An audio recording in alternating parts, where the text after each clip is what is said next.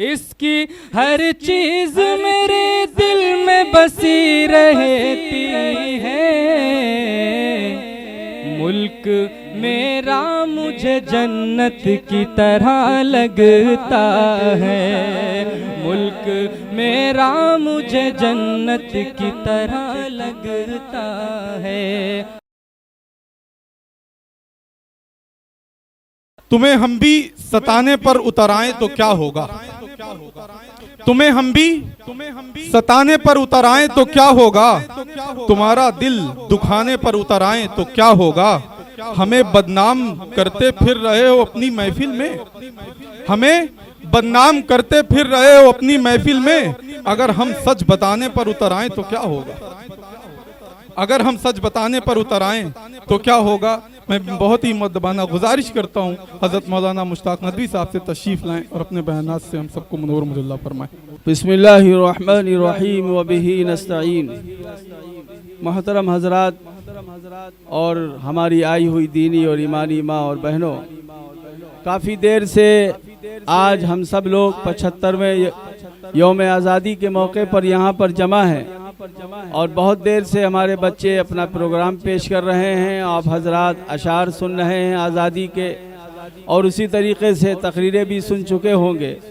अब वक्त इतना नहीं है कि बहुत कुछ कहा जा सके और मैं एक बात अपने बच्चों से कहना चाहता हूँ कि ये जो आज़ादी मिली है, ये आज़ादी आसानी के साथ नहीं मिली है, बड़ी कुर्बानियों के बाद ये आज़ादी हम सबको मिली है।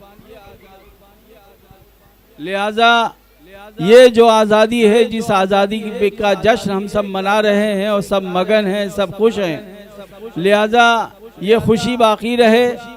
ये मुल्क हमारा आज़ाद है और आज़ाद रहे, इसके लिए हम सबको बेदार होना पड़ेगा। इसके लिए हम सबको नए अज़्म इरादे के साथ मुल्क की तामीर और तरक्की के लिए और आपसी इत्तेहाद के लिए आगे आना पड़ेगा। और उसी के साथ साथ जो कुर्बानियाँ हमारे बड़ों ने पहले दी हैं, वो कुर्बानी की ज़रूरत तो न पड़े, लेकिन कम से कम इतना ज़रूर है कि हमें अपने ख्वाहिशात की कुर्बानी देनी होगी, अपने नफ्स की कुर्बानी देनी होगी और उसी के साथ अच्छे अखलाक का मुजाहरा करना होगा, अच्छे मामलात का मुजाहरा करना होगा और बेदार रहना होगा। इंशाअल्लाह अगर हम ये सब करते रहे और आपसी इत्तेहाद को बाकी रखे रहे तो ये मुल्क हमारा और आगे बढ़ेगा और तामीर और तरक्की की राह पर आगे से आगे बढ़ता चला जाएगा। और इसलिए कि हम सबको यही बात, इसी बात की फ़िक्र करनी है कि ये जो आज़ादी हमको मिली है, इस आज़ादी को हमें किस तरीके से बाकी रखना है और किस तरीके से आगे बढ़ाना है।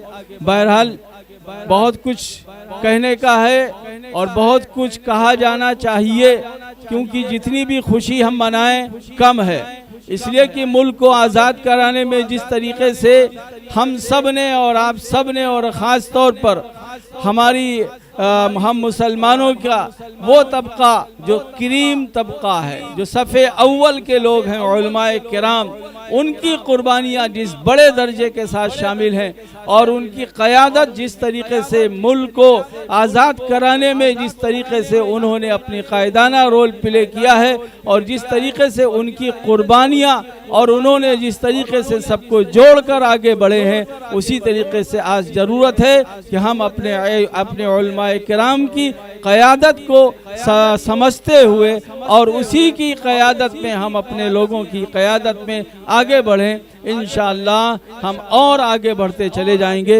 एक दो इसी पर मैं आपसे कुछ कहा, क्योंकि ये नशिस्त मैं जब यहाँ अब आया तो मुशायरे की चल रही है, तो मैं भी चाहता हूँ कि हमारे बड़े बड़े शुअरा किराम हैं, मैं शायर तो नहीं हूँ लेकिन इस बज़्म में थोड़ी सी शिरकत करके मैं आपसे रुखसत हो रहा हूँ कि मदहोश नहीं बेदार हैं हम, मदहोश नहीं बेदार हैं हम, हर आहट पर तैयार हैं हम।